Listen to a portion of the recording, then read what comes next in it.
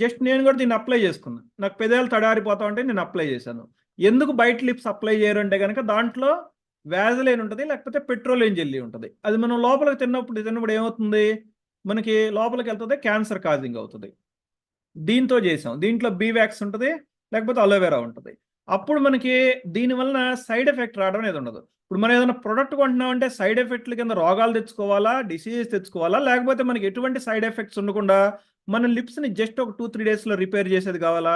ఈ ఓన్లీ ఒక్క lip balm గురించి చూసుకుంటే కనుక మనం ఒక 20 టైప్ ఆఫ్ యూజెస్ ఉంటాయండి.